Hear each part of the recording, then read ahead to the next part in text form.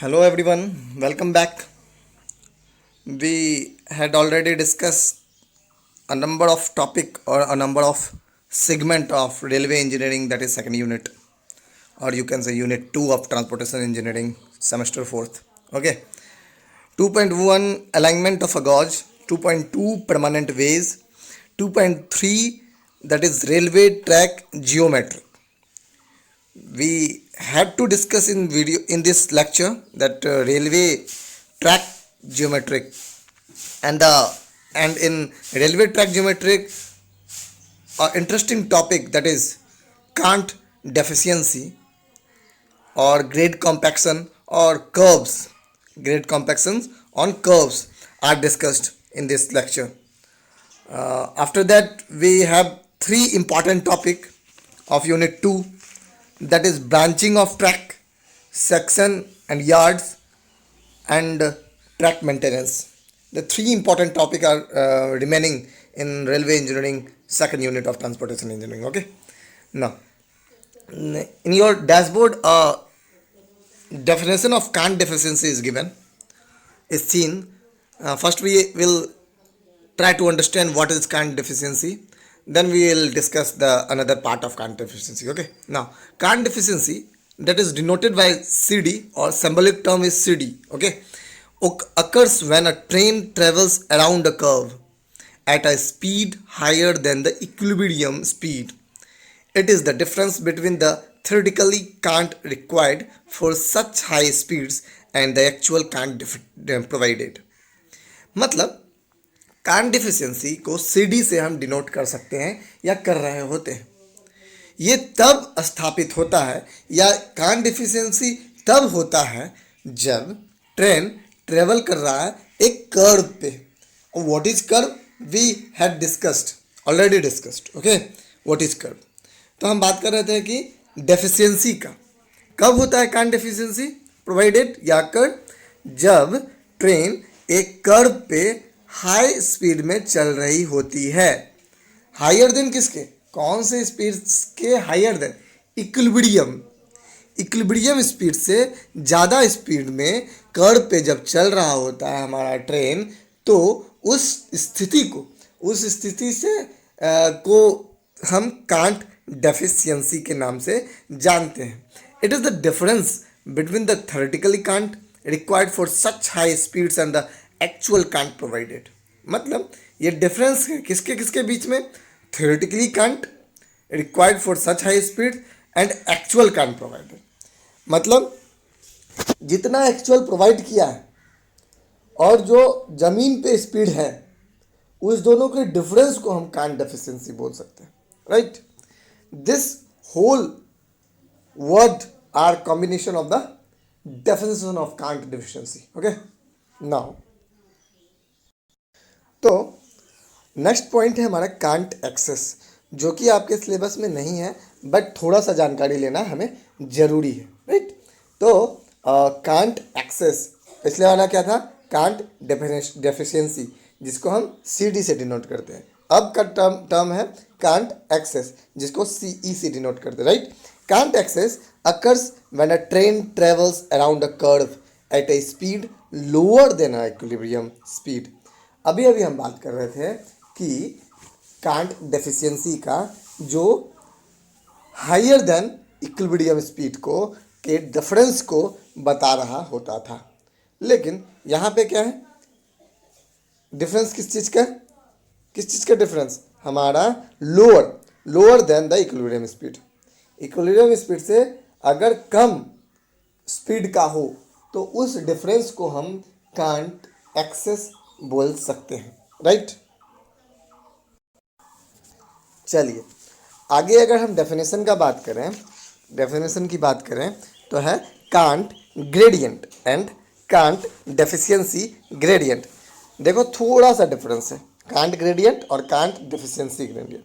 What is can't भी बोल सकते हैं, कैंट भी बोल सकते हैं. ठीक है ना? Cant gradient and cant deficiency gradient पढ़ते हैं.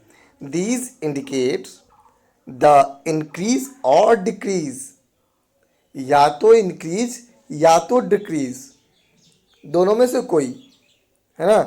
these indicate the increase or decrease in the cant or the deficiency of cant in a given length of transition.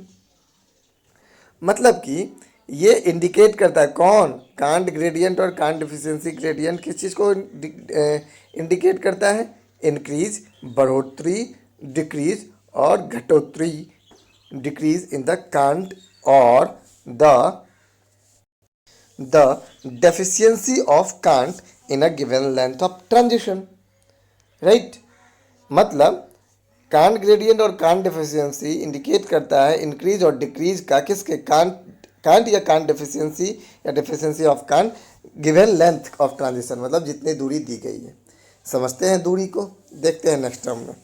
A gradient of 1/1000 means that, क्या बोल रहा है, अ gradient कितने का gradient भाई, of 1/1000, एक किसमें, 1000 में. अ gradient of 1/1000 means that a can't और अ deficiency of Kant of 1 mm is attained or lost in every 1000 mm of transition length. 1/1000 mm का अगर हम सरल भाषा में बात करें, सिंपल टर्म में बात करें, तो क्या होता है, 1/1000 मतलब 1 mm का या तो अटेंड या तो लॉस्ट या तो इंक्रीज या तो डिक्रीज, कितने mm में, 1000 mm के ट्रांजिशन लेंथ में. सीधी लेंथ 1000 mm हो जाए तो कांट और डेफिशिएंसी ऑफ कांट 1 mm हो अगर दी हुई है ग्रेडियंट 1/1000, राइट. तो कुल मिलाकर क्या है कि अगर समराइज करने की कोशिश करें इस बात को कि can't gradient, can't deficiency gradient या 1/200, 1/1000 क्या मतलब है, यही मतलब है कि हर 1000 mm, ठीक है ना, पे 1 mm के या तो डिक्रीज या तो इंक्रीज, अटेंड या lost in every 1000 mm of transition length. Okay, चलिए आगे का अगर आपके स्क्रीन पे देखें तो एक और टर्म आया है जिसका नाम है rate of change of count और कांट डेफिशिएंसी. मतलब किस रेट से चेंज हो रहा है कांट या कांट डेफिशिएंसी, है ना, दोनों एक ही बात है, इसलिए और करके लिख रहा है कांट डेफिशिएंसी और count, how it change its rate of change of count और count deficiency. Let's talk about this. This is the rate at which Kant deficiency increases while passing over the transition curve. That is, a rate of 35 mm per second means that a vehicle will experience a change in Kant or a Kant deficiency of 35 mm in each seconds of travel over the transition when traveling at the maximum permissible speed. क्या मतलब हो गया पूरे बात का कि this is the rate at which can't deficiency increase. ये जो रेट है या रेट ऑफ चेंज है वो क्या है, इंक्रीज का, वाइल जब passing over the transition curve, जब ट्रांजिशन कर्व पे पास कर रहा है हमारा vehicle. And what is transition curve, we will discuss in a next segment. अगर हम इसी सेगमेंट की बात करें कि ट्रांजिशन कर्व क्या होता है, तो भाई ट्रांजिशन कर्व उसे कहते हैं, ठीक है ना, जो कि हमारे स्ट्रेट रोड, ठीक है ना, स्ट्रेट पाथ और सर्कुलर कर्व को मिलाकर होता है. अगर आप पूछ लोगे कि नहीं हमको समझ में नहीं आया एक्चुअली में कि what is transition curve, how it possible in transition curve, what is its rule, then मैं आपको एक स्लाइड दिखाने की कोशिश करूंगा. ये जो स्लाइड आपके स्क्रीन पर है, ठीक है ना, ये बिल्कुल दूसरे सब्जेक्ट से रिलेटेड है जो कि आप आगे पढ़ोगे, that is highway engineering in 5th semester SBT. Okay, तो लेकिन हम उसके ट्रांजिशन कर्व पे यहाँ बात आया है तो थोड़ा सा हम जानकारी देना पसंद करेंगे, राइट। ये straight road denoted by S R, red colour से S R, and the S R is directly connected with T C, that is transition curve, and transition curve is directly connected with C C, circular curve, ठीक है। तो transition curve क्या कर रहा है, एकाएक अगर स्ट्रेट रोड से सर्कुलर कर्व जुड़ जाए तो एक्सीडेंट होने का चांस बहुत ज़्यादा बढ़ जाता है। लेकिन अगर धीरे धीरे धीरे धीरे धीरे हम लोग डाउन करते जाए और हम सर्कुलर में जाके मिला दें तो कोई दिक्कत आने वाला नहीं है, ठीक है ना। तो वही स्ट्रेट रोड है यहाँ पर, ठीक है ना, वहाँ पे आपका ट्रैक हो जाएगा, स्ट्रेट एसएल कर दो, एसएल स्ट्रेट लाइन। तो स्ट्रेट लाइन और सर्कुलर कर्व के बीच का जो कनेक्शन है, कनेक्टिविटी है, उसको हम क्या बोलते हैं, ट्रांजिशन कर्व, राइट। आगे बढ़ते हैं। That is a rate of 35 mm per second means that a vehicle will experience a change in cant or a cant deficiency of 35 mm in each seconds of travel over the transition when traveling at the maximum permissible speed। मतलब अगर हम हिंदी में define करने की कोशिश करें इस rate of change of count और कांट डेफिशिएंसी का, तो ये चेंज होता है जब कांट डेफिशिएंसी इंक्रीज होता है जब ये ट्रांजिशन कर्व पे पास कर रहा होता है। अगर हम 35 mm पर सेकेंड का अगर बात करें तो इसका मतलब होता है कि जो व्हीकल है वो तय कर रहा होगा चेंज इन कांट और कांट डेफिशिएंसी 35 mm का हर सेकेंड जब वो ट्रैवल कर रहा होगा ट्रांजिशन कर्व में, when travelling at the maximum permissible speed. और ट्रांजिशन कर्व में तो वो ट्रैवल कर रहा होगा लेकिन जो स्पीड होगी उसकी मैक्सिमम परमिसेबल स्पीड होगी, जितने स्पीड के लिए वो डिज़ाइन किया गया हुआ है। बात समझ में आया, what is rate of change of count और कांट डेफिशिएंसी, राइट। अब जो हम लोग टॉपिक डिस्कस करने जा रहे हैं वो रेलवे इंजीनियरिंग के 2.3 यानी रेलवे ट्रैक ज्योमेट्री का लास्ट टॉपिक है, that is grade compaction on curve, ठीक है ना। ग्रेड कॉम्पैक्शन से भी बात कर सकते हैं आप लोग, जान सकते हैं, ठीक है ना।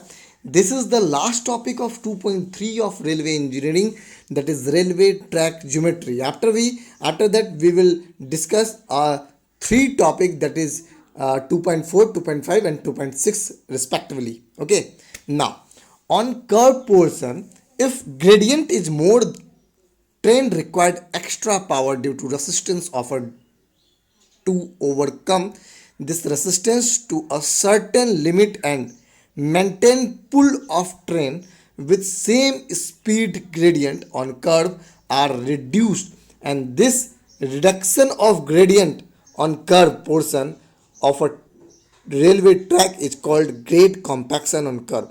मतलब कि जब कर्व पोर्शन पर on curve portion if gradient is more, अगर ग्रेडियंट ज़्यादा हो, ठीक है ना, ट्रेन रिक्वायर्ड एक्स्ट्रा पावर, सही बात। एक तो कर्व है वहाँ स्पीड चल नहीं सकता और ऊपर से क्या है, ग्रेडियंट है, मतलब चढ़ाव है, तो क्या होगा, इंजन को ज़्यादा पावर लगाना पड़ेगा। Due to resistance offer to overcome this resistance to a certain limit and maintain pull of train with same speed gradient on curve are reduced, and this reduction of gradient on curve portion of a railway track is called grade compaction। तो इस चीज़ को हम लोग कैसे maintain करेंगे, gradient को हम कम करने की कोशिश करेंगे, उसी कम करने की प्रोसेस को हम ग्रेड कॉम्पैक्शन ऑन कर्व के नाम से जानते हैं। सिंपल सा अगर हम बात करें, समराइज करने की कोशिश करें ग्रेड कॉम्पैक्शन ऑन कर्व की, तो हम ऐसे बोल सकते हैं, अगर ग्रेडियंट है, ठीक है, चढ़ाव है, ऊपर से कर्व है, तो हम दोनों ग्रेडियंट को करने के लिए हमको स्पीड मेंटेन करना पड़ेगा और हमें क्या बोलते हैं, कर्व पे चलने के लिए स्पीड को डिक्रीज करना पड़ेगा। तो दोनों काम एक साथ नहीं हो सकता है, इसीलिए हम लोग ग्रेडियंट को थोड़ा कम करने की कोशिश करते हैं। This reduction of gradient is called to grade compaction. ठीक है.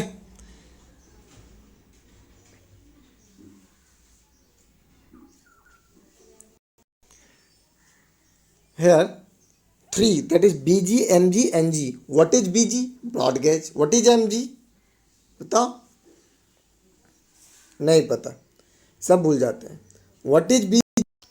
तो यहाँ पर तीन चीज दिया हुआ है, types of gauge, BG, MG, NG. NG narrow gauge, MG metre gauge and BG broad gauge. What are the difference between these three? We had already discussed in previous lecture. Okay, but here one thing is important. What are the percentage given to the grade compactions? That is 0.04%, 0.03%, 0.02% respectively, BG, MG or NG. Okay, so this is all about the railway track geometric, in which we will discuss tilting, gradient, super elevation, Kant deficiency, Kant curves, and grade compaction also. Okay, next videos or next lecture we will discuss a interesting topic, that is branching of a track. This unit is a long unit, that's why we conclude each and every part of this unit in a broadly or a separate term. Okay, so be polite, be quiet for that 2.1, 2.2 and 2.3. After with that 2.4, 2.5 and 2.6 we will discuss. After that third unit is small one, but we will discuss. Okay, no problem. Thank you for watching. And one thing is, again I notify you that please confirm your attendance in the comment box. In live chat, you will discuss, you will ask question and discuss some topic of this related to videos, but your attendance is confirmed in only on comment box. Okay, and that should be considered. Otherwise you will be not able to attend your class in your spare seat of attendance. Thank you.